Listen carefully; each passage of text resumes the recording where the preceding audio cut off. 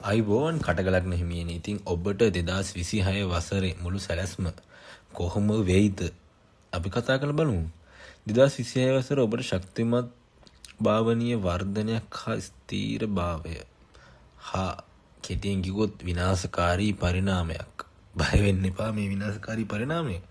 ඒක ඔබ හැංගිලා හිටපු ඔබව එළියට එන වසරක් මේ 2026 වසර. ඒ කියන්නේ ඔබ 2025 ඔබ හැංගිලා හිටියා නම් ඔබට අවශ්‍ය දේ ලබා ගන්න බැරුණා නම් ඒ 2025 තිබ්බ පසු බෑම මේ 2026 වසරේ නැත්තරම නැති වෙලා ඔබගේ ඇත්තරම කිව්වොත් විනාශකාරී පරිණාමයක් ගෙන දෙන වසරක් ලෙස පේනවා. මේ වසර තුර ගුරු ඔබගේ පළවෙනි භාවයට හා ප්‍රවේශ වීම ඔබගේ පුද්ගලික හැකියාවන් අවබෝධය සහ නව ආරම්භවල ප්‍රබල ආධාරකයක් දෙනවා. අනිවාර්යයෙන්ම දික්කාලීන වැඩ සහ ඔයාලගේ ඉගෙනගත දේවල් දාර්ශනික වටිනාකම් ඔබට එළියට එන වසරක් වෙනවාමයි. පොදු වේගත්තොත් වෘත්තිමය භාවය 2026 වසරේදී ඔබ මම කලින් සඳහන් කරා වගේ පෙරට පිවිසීමක් තියෙන වර්ධනයක් එක්ක එය ජුනි මාසයේදී තමයි ඔබේ ලග්නයට අනිවාර්යයෙන්ම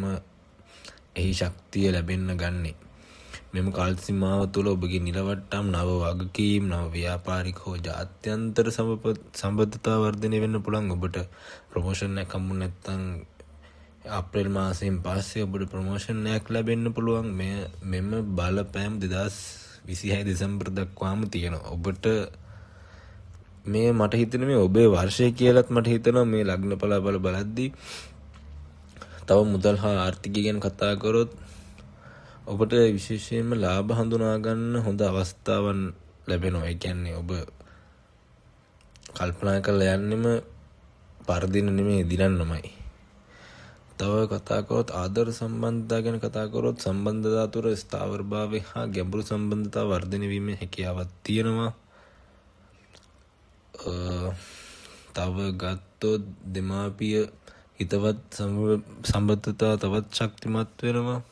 ඔබට ආදරයක් නැත්නම් ඔබට තව හොඳ සම්බන්ධතාවයක් ඇති වෙන්න මෙම 2026 ක්‍රියා කරනවා කිව්වොත් නිවැරදි. සෞඛ්‍ය හා මානසික සෞඛ්‍ය ගත්තොත් ඔබ නිරන්තරයෙන්ම ධ්‍යාන විලාසිතාවන් වගේ දේවල් කිරීමෙන් ඔබ හොඳ තෘප්තියක් ලබන කෙනෙක් බවට පෙන්වනවා. ඔබ ඇත්තටම ගත්තොත් තව කාල වාර මෙම අවුරුද්දේ ජනවාරි මැයි දක්වා ගත්තොත් පොඩ්ඩක් අභියෝගාත්මකයි. මැයි මාසෙන් පසුව ජූනි සිට දෙසැම්බර් දක්වා ඔබ නවත්තන්න පුළුවන් කිසිම කෙනෙක් නැහැ. ඔබ යනවා ඉදිරියටම. ඉතින් ඔබට තව දේවල් තව ඔබගේ පෞද්ගලික ලග්න බලාපල දැනගන්න අවශ්‍ය නම් මගේ දුරකථන අංකයට කතා කරන්න. නැත්නම් මෙහි කමෙන්ට් එකක් දාන්න. එහෙනම් ඔබට තෙරුවන් සරණයි.